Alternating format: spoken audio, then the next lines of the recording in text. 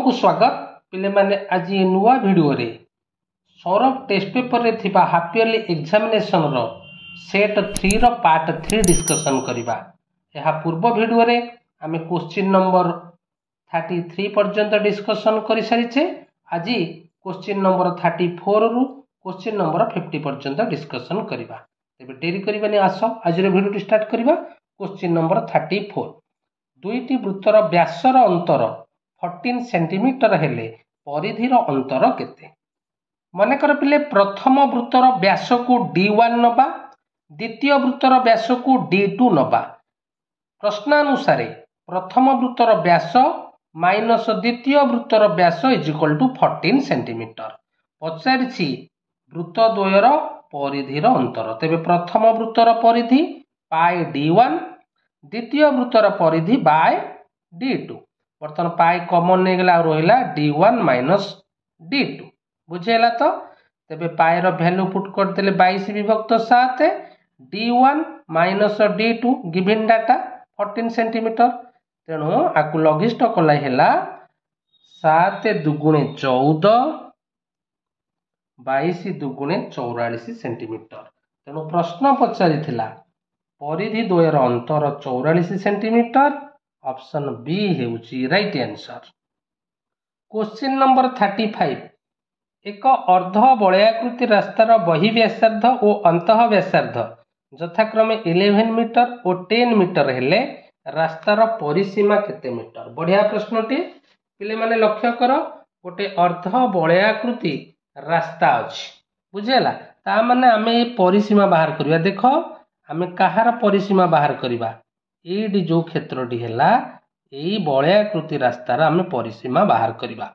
तेबे आर परिसीमा किपरि पाइबा ना बहि अर्ध परिधि प्लस अंतः अर्ध परिधि प्लस ए जो एठी दी पटे रहिला ए दी पटे जो रहिला ए जगहटा एकटा कोन पिले ना बड़ आर फेडाण सान आर अर्थात व्यासार्ध द्वयर अंतर बुझिहेला। तो तेणु मने रख पिले एई भली प्रश्न पड़ितिले अर्ध वलयाकृति रास्तार परिसीमा बाहरिबार सूत्र हेला अर्ध बहि परिधि प्लस अंतः अर्ध परिधि प्लस 2 इंटू व्यासार्ध द्वयर अंतर बुझेला।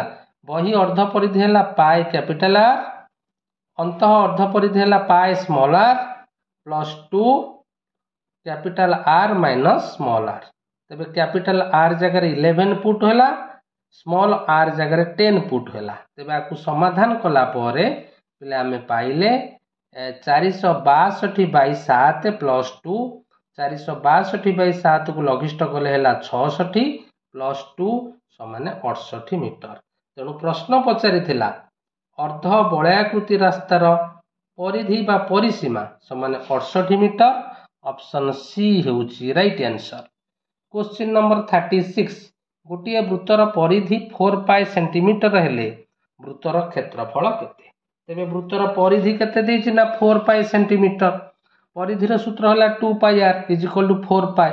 उभय पार्श्व रूपले पाई पाई कैंसल 2 दुगुणे 4 ता माने आर पाई गेले 2 सेंटीमीटर।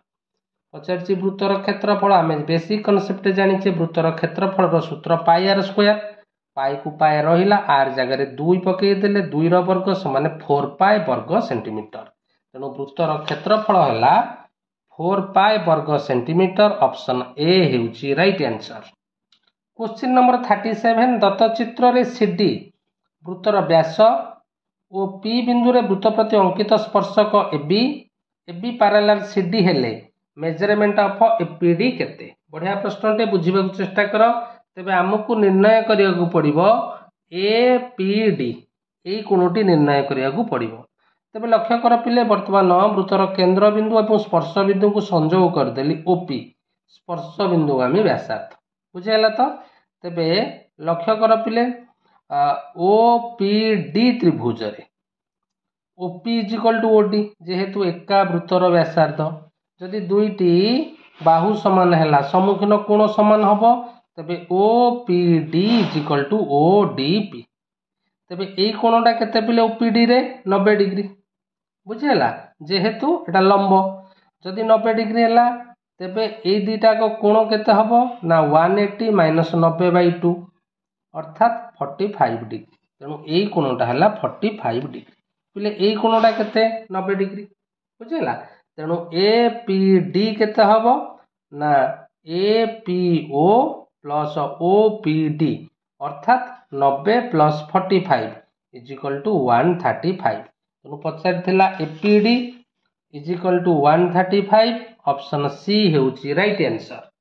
क्वेश्चन नंबर 38 परस्पर स्पर्श करुनथिबा दुईटी वृत्तर व्यासार्ध द्वय 8 सेमी और 16 सेमी सेमानक केन्द्र द्वय मध्य दूरता 30 सेमी हेले सेमानकर तिर्यक साधारण स्पर्शक खंड केते सेंटीमीटर तेबे पिले माने लक्ष्य कर गोटे वृत्तर व्यासार्ध देइछि R1 16 सेंटीमीटर आ गोटे देइछि 8 सेंटीमीटर केन्द्र द्वय मध्य दूरता d is equal to 30 centimetre तेबे आमे बेसिक कांसेप्ट जानिचे तिर्यक साधारण स्पर्शक खंडर वर्ग है मनकर तिर्यक साधारण स्पर्शक खंड है एबी तेणु एबी वर्ग कौन हम ना डी वर्ग फेडाण R1 प्लस R2 वर्ग भल भाव में बुझ पिले यहाँ हूँ तिर्यक साधारण स्पर्शक खंडर वर्ग is equal to D square minus R1 plus R2 जदि सरल साधारण स्पर्शक खंड होता यहाँ R1 minus R2 basic concept समस्त मन रख तेरे A B square is equal to D मान पकईदे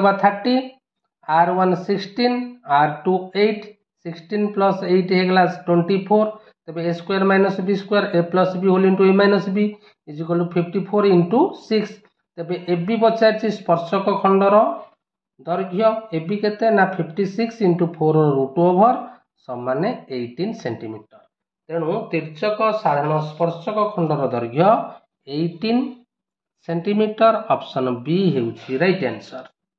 क्वेश्चन नंबर 39 परस्पर केंद्रगामी दुईटी सर्वसम वृत्तर व्यासार्ध 14 सेमी हेले वृत्त द्वयर छेद बिंदु द्वयर दूरता केते सेंटीमीटर पिले माने लक्ष्य कर S1 S2 वृत्त द्वय परस्पर को P और Q बिंदु रे छेद करूछंती सेमानकर व्यासार्ध देइछि पिले 14 सेंटीमीटर उभय वृत्तर S1 वृत्तर व्यासार्ध 14 सेंटीमीटर S2 वृत्तर भी व्यासार्ध 14 सेंटीमीटर तेबे O1 O2 केते हबो ना 14 सेंटीमीटर बुझेला पचारछि PQ रो दैर्घ्य केते तेबे लक्ष्य कर मन कर P बिंदु रु O1 O2 प्रति लंब अंकन कले PD बुझेला तो तेणु O1 O2 P गोटे कोण ना गोटे समबाहु त्रिभुज बुझेला आर तीन डाग बाहु समान समबाहु त्रिभुज तेणु PD हेजिबो तार कोन लंब बाहरिबार सूत्र कोन ना √3/2 इंटू बाहुर दैर्घ्य बाहु केते ना 14 तेबे आमे पाई गले PD 7√3 सेंटीमीटर जदि PD 7√3 सेंटीमीटर हला PQ केते हबो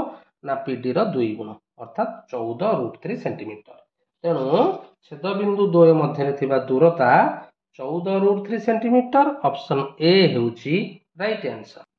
क्वेश्चन नंबर 40 त्रिभुज एबीसी रो अंतस्थ एक बिंदु O OA is equal to OB is equal to OC B कोण 60 डिग्री C कोण 40 डिग्री हेले BOC केते पिले माने देखो ए प्रश्न टी बुझीबा को चेष्टा कर जेहेतु OA is equal to OB is equal to OC तेबे ABC को नेकी आमे गोटे परिवृत्त अंकन करि परिबा बुझेला तो O होबो परिवृत्तर केंद्र पचारछि BOC केते तेबे BAC रो 2 गुण की हबो ना BOC बुझी पाइलो ना नहीं अच्छा B कोण केते देइछि 60 C कोण केते देइछि 40 तेबे A कोण केते ना 180 माइनस 60 प्लस 40 गला 100 तेणु 180 रु 100 गले 80 डिग्री पिले माने A कोणटा पाई गले 80 डिग्री तेबे BOC तार 2 गुण ता माने 80 दुगुण केते ना 160 डिग्री बुझेला तो तेणु BOC रो परिमाण हबो 160 डिग्री किंतु हमर ऑप्शन रे 160 डिग्री देई नै जदि देई नै तबे आकु एमिति करिवा कोन ना आउ टिके सरल उपाय करिवा जेहेतु OA is equal to OB is equal to OC तेबे OB टा B कोण रो समद्विखंडक बुझेला जदि B कोण रो समद्विखंडक हैला B कोणटा जदि 60 डिग्री तेबे ए कोणटा केते हबो ना 30 से तो OC टा हबो C कोण रो समद्विखंडक बुझेला एटा जदि देइछि 40 एटा केते हबो ना 20 बुझेला तेबे एटा केते हे गेला 30 20 केते हे गेला ना 50 तेबे BOC त्रिभुज रे जदि दीटा जाक कोणर समष्टि 50 हैला तेबे BOC केते हबो ना 130 डिग्री किंतु ऑप्शन देख पिले 130 डिग्री देइछि so option A is the right answer बुझिहला पिले माने क्वेश्चन नंबर 41 एबीसीडी वृत्त रे DAC plus ACD is equal to 120 degree हेले सीबीएक्स बहिस्थ कोणर परिमाण केते पिले माने लक्ष्य कर पचारछि सीबीएक्स पिले एई कोणर परिमाण आमे जानिछे उपपाद्य 11 रो अनुसिद्धांत 3 रु गोटिए वृत्तांत लिखित चतुर्भुजर बहिस्थ कोणर परिमाण यार अंतस्थ दूरवर्ती कोणर परिमाण संगे समान तेणु सीबीएक्स रो परिमाण एडीसी संगे समान हो तबे एडीसी पाई गले आमे सीबीएक्स पाई जिबा एडीसी केंत पाइबा ना एई कोणर परिमाण केते देइछि ए दुटा जाक कोणर परिमाण रो समष्टि देइछि 120 तबे एडीसी केते हबो ना 180 रु 120 गले 60 बुझेला एटा जदी 60 हैला तबे सीबीएक्स केते हबो ना 60 डिग्री अकॉर्डिंग टू उपपाद्य 11 रो अनुसिद्धांत 3 बुझिहेला तो एठी आंसर हबो 60 डिग्री ऑप्शन सी हेउछि राइट आंसर।